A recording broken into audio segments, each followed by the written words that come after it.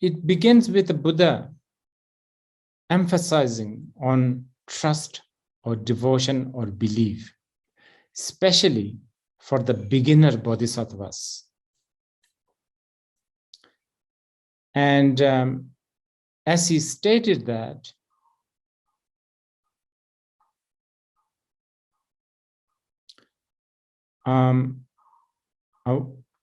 one bodhisattva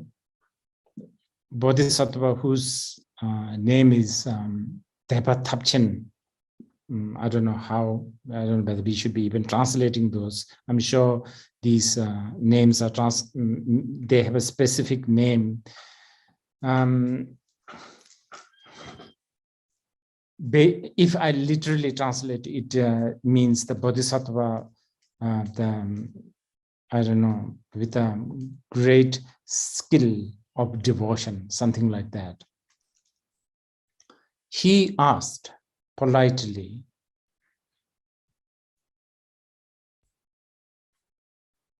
how should one define in the Mahayana tradition or in the Mahayana path, how should one define devotion or the trust? And how a bodhisattva should gather or invoke this trust? And what different types of devotion is there? And what kind of benefit that this devotion or the trust has? So it's a very, very big subject. As a reply to that, Buddha was very pleased. He really praised this particular bodhisattva for asking this very important question. And he urged the bodhisattva to listen to his answer carefully. Thus began the sutra, the teaching. And beginning with Buddha saying there are 11 kind of characteristics of a deva or a trust or a devotion that is taught in the Mahayana. And I'm not going to, go through all of them, as I said, since we are really don't have time this time. And I actually also, it's not just because I don't have time. Even if I have time, capacity is not there. But I will try to explain first two characteristics of the devotion. And they are a devotion or the trust must be, trust or the belief has to be clear, clarity, okay, clear. And then the second one is sort of a moisture. Lenpa means like a moisture is sort of not a dry, basically. Okay, so let's talk about the clarity. What is this clarity?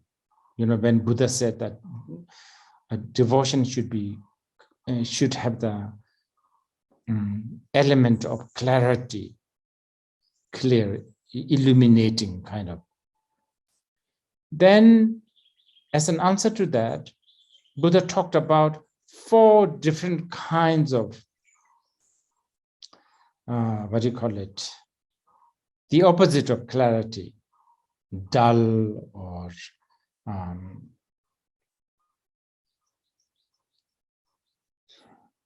I don't know how to translate the word nyokpa, basically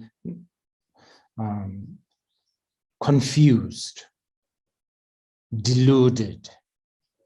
So he talks about 4 different kinds of confusion. And when one is clear from these 4 different kind of confusion, then we are talking about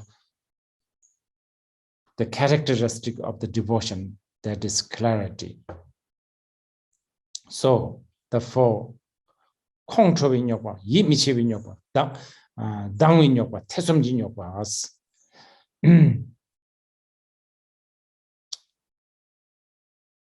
Buddha said, those who are devoted to the grand vehicle, Mahayana, they will have no aggression towards the path of the Mahayana. This is a very big one. This is actually taught elsewhere also. And this is a really big subject. And let's come one of the most important one.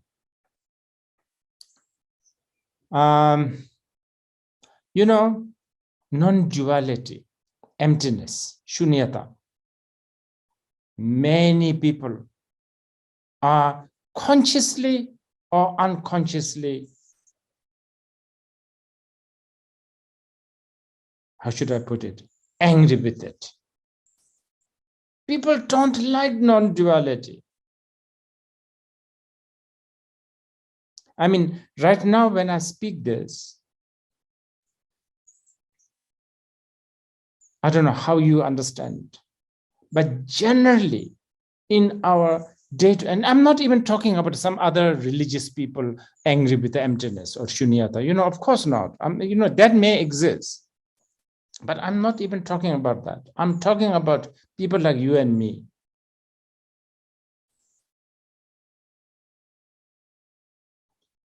People who are so dualistic, people who are so into extremes, people who are moralistic, people who are so into righteousness. Wisdom such as non-duality, emptiness is so annoying. People want, like right and wrong, direction, so to speak. You understand? It's like,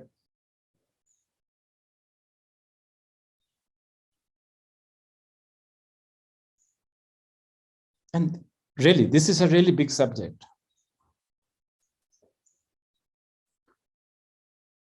I mean, think about this. People say, oh,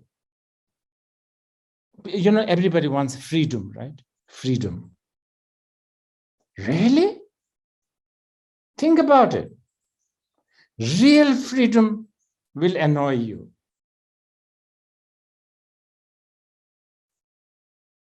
Yeah, 1 or 2 freedoms, yes, we want.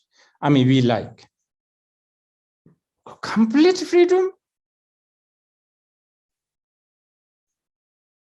Scary. Annoying.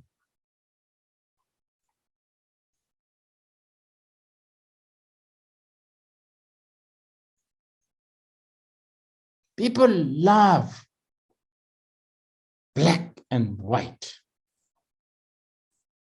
Look at the world. Listen any podcast about economy, about politics, about, I don't know, anything. I mean, watch a movie, Hollywood movie, Bollywood movie, whatever. There's always a baddie, there's always a goodie.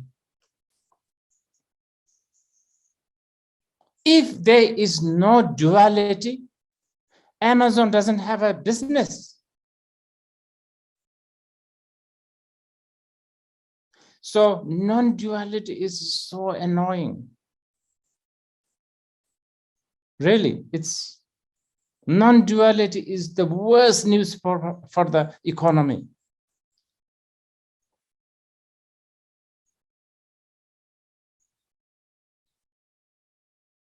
In, in our mind, this is good. this is the best. Like this ink is the best. Like that.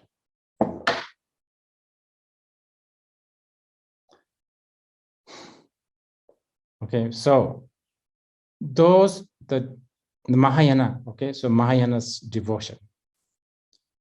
The bodhisattvas, even the beginner bodhisattva we are talking about, even the beginner bodhisattvas, if they have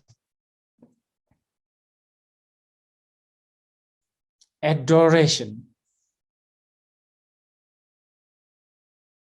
admiration,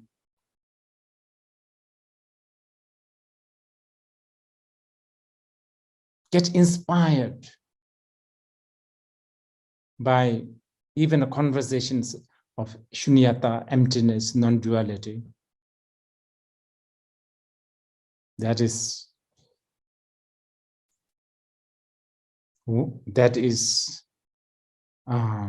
freedom from anger towards non-duality, and that is one of the definition of what we mean by clarity. And therefore, okay, the second confusion is doubt. Okay, always.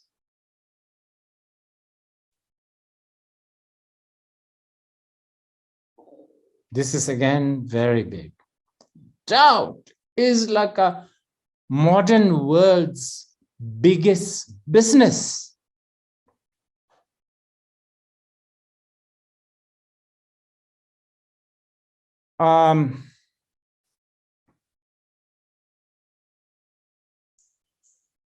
How do you measure? I don't know, anything, a person or whatever, you know, or a book, like a restaurant. Okay, we are going to choose a restaurant. What do? You look at star rating, right? Rating, critics,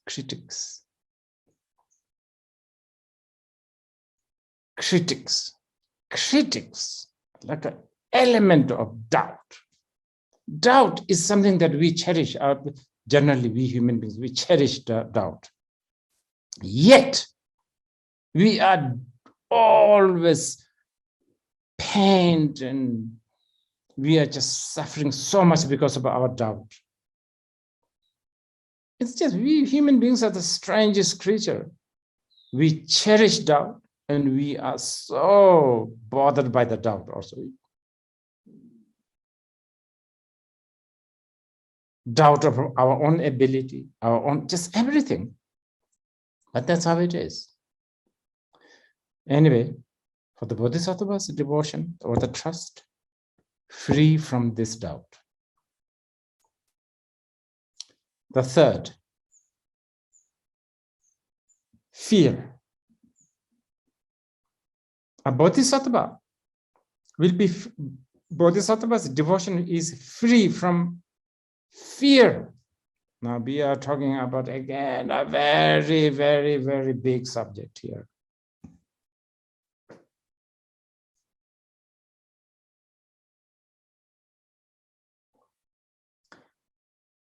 You and I, we are all conformist. Do you know why? Because we have fear.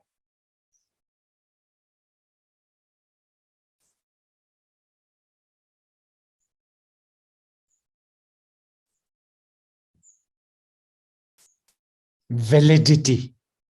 So important, isn't it? Legitimacy. So important.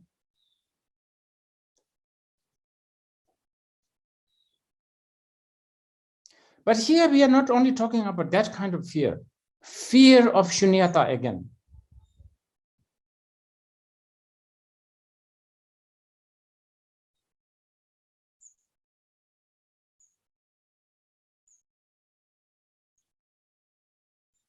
We want things to be real and solid.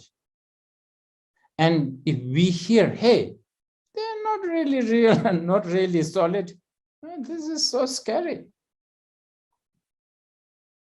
Okay, to be free from that, is one of the quality, the third quality. That the fourth, patience or tolerance, actually. Searching,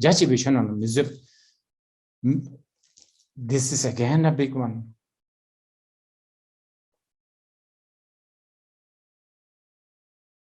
Most of us, we just cannot tolerate ideas such as karma. I will tell you how, why we do not tolerate karma. Yes, generally we say, oh yeah, everything is karma, cause, condition, and effect. Like even the scientists sort of vaguely say, oh, cause, condition, and then if there's no obstacle, the result comes. But if you really dig down, we do not tolerate that.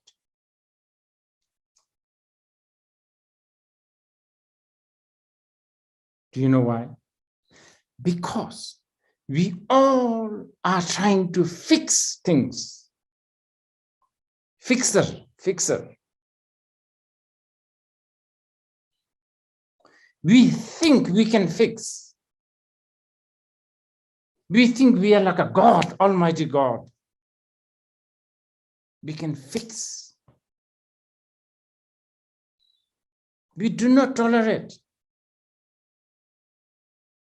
I think I can wash my underwear and dry. I don't tolerate, the fact that maybe it will rain today. So there's no sun. And if there's no sun in Bir, where I'm staying, it gets so wet. And then all your laundry, all your underwear smells long time.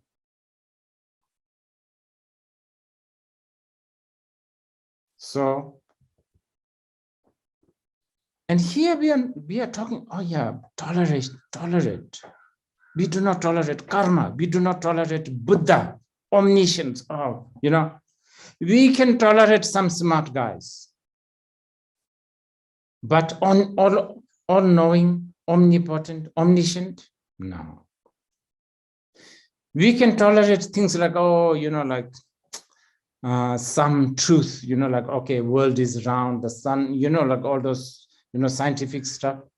But we do not tolerate things like sunyata. So that's it. That is one of the, that is the first one, the first salva, the clarity. Okay, the devotion, the characteristic of the devotion is a clarity, and clarity is defined by freedom from 4 different kinds of downfall. Okay.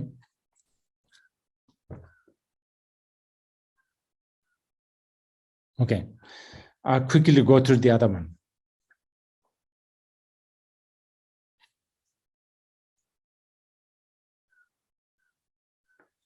There's actually much more.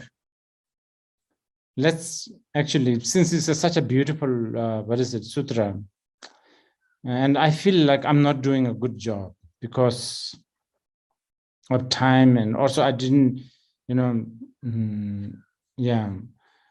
and I just want to at least talk about the second one. Even the first one has so many things here, which, so let's just hope that we will meet again one of these days and maybe talk a little bit more about this. And anyway, before I forget, some of you may ask, so how do we gain this devotion? How do we gain this trust? How do we gain this belief? I tell you, of course, the rational way is the hearing, contemplation, asking questions, study, etc., etc. But the best one is pray to the Buddha, Bodhisattva, so that you will have this. It's very funny, isn't it? How do you have the trust to the Buddha? Pray to the Buddha so that you will have trust. That's how it is. Okay, moisture. What are we talking about here? Devotion, moisture. This is a really big one. So we will not finish this one completely.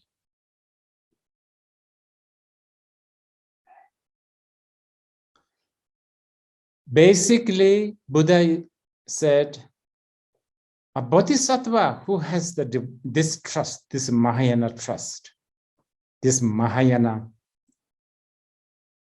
devotion, this bodhisattva's body is always moistened by the devotion. And his mind will also be moistened. It's such a beautiful, what an incredible term.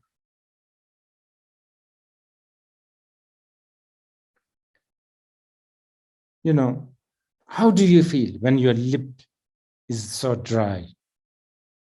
How do you feel when you have no moisturizer? You know, you feel deprived. You feel like you cannot function. That's it, function.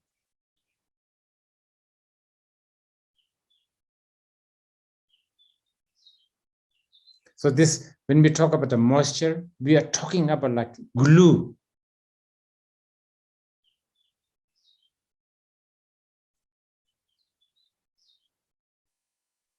And then there's a very extensive discussions about the characteristic of this moisture.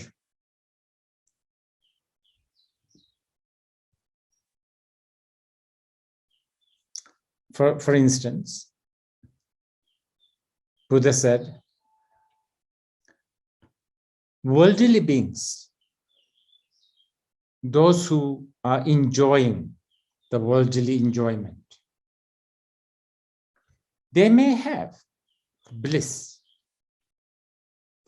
with their body and their mind. But this kind of bliss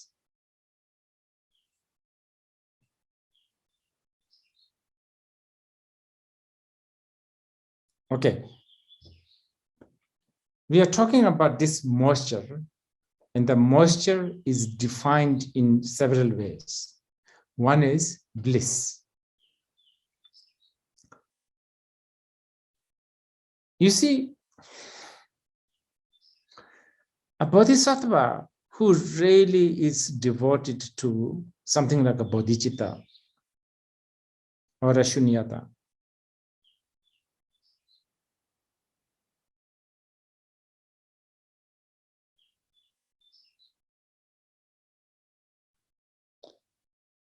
because of even the beginner bodhisattva, and we are not talking about the big bodhisattvas, even the bigger bodhisattvas, because they are admirer of this truth that everything is an illusion, somehow it makes them relax. It makes them have less anxiety, not fidgety, not stuck. And this kind of bliss is incomparable with the bliss that is obtained by worldly beings through their worldly wealth. Forget the worldly. And this is the part that I really wanted to say, and then I think I will have to end it. I have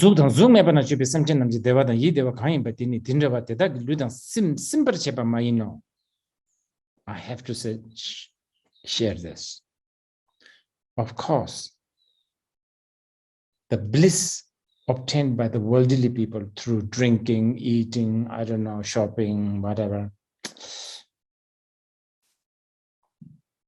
that kind of, like ordinary bliss. And the bliss of the bliss of the body and the mind of the bodhisattva who has a devotion towards the sunyata, incomparable. Because the bliss of the person who is like worldly enjoying has anxiety. Okay, that's it, kind of easily understandable. But this one, this is a very specific Mahayana. even those who have probably renounced the worldly pleasure, but those who have really diligently entered into the world of things like shamatha, meditation, mindfulness, mindfulness, 9 days of mindfulness, 9 years of mindfulness,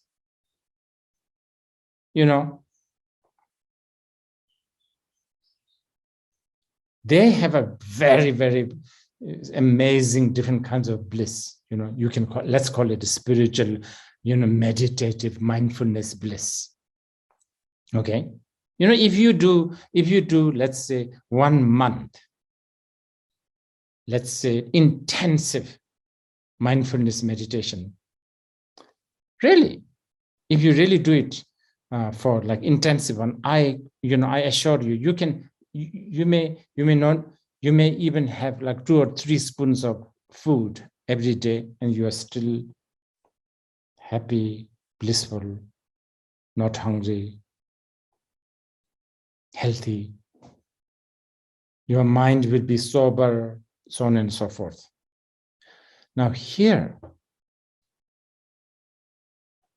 Buddha is saying, even this bliss, they are nothing compared to an ordinary bodhisattva who is devoted to the sunyata, to the Mahayana path. That bliss that is obtained by this bodhisattva through their devotion is far, far greater than the bliss that is obtained by the meditation freaks.